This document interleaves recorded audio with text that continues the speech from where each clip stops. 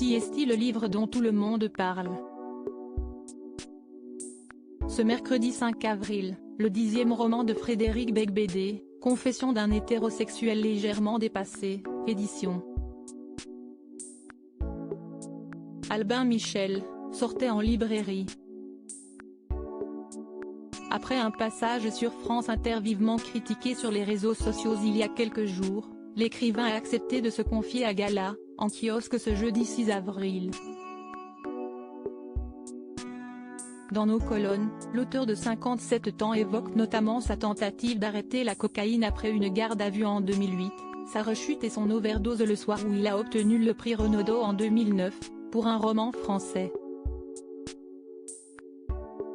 Ça aurait pu mal finir. Je pense qu'on n'en guérit jamais, c'est une lutte de chaque jour pour rester clean, admet-il, avant de faire le lien avec l'affaire qui éclabousse depuis le 10 février son sosie, Pierre Palmade. Il faut être humble avec les addictions. Dans cette affaire, mon côté catholique prend le dessus. Que celui qui n'a jamais péché lui jette la première pierre, disait Jésus, déclare-t-il, ajoutant que la cocaïne est selon lui la drogue des timides, des gens anxieux et solitaires. Elle donne une illusion de force alors qu'elle rend mégalo et insupportable. Mais on ne s'échappe pas facilement de cette secte, confirme ainsi Frédéric Beigbeder, notant toutes ces fois où Pierre Palmade a assuré être sur la voie de la guérison.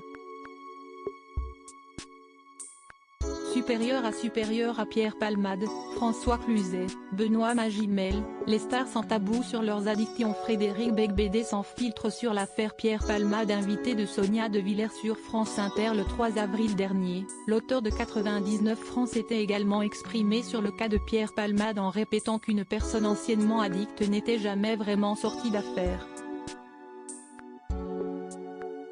Il ne faut jamais croire un ancien toxicomane qui dit qu'il est guéri parce qu'on est jamais guéri, avait-il lâché, conscient des ravages de la drogue pour en avoir lui-même longtemps fait les frais et assimilant les addicts à une confrérie de gens qui se font du mal en groupe.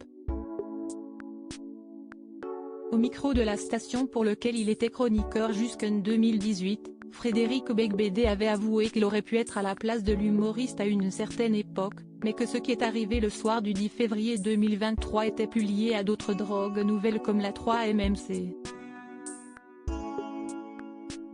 Retrouvez les confidences de Frédéric Beigbeder en intégralité dans le nouveau numéro de Gala, en kiosque ce jeudi 6 avril ou disponible en cliquant ici. Vous pouvez aussi recevoir Gala chez vous chaque jeudi en profitant d'une offre d'abonnement sans engagement. Crédit photo, Christophe Clovis.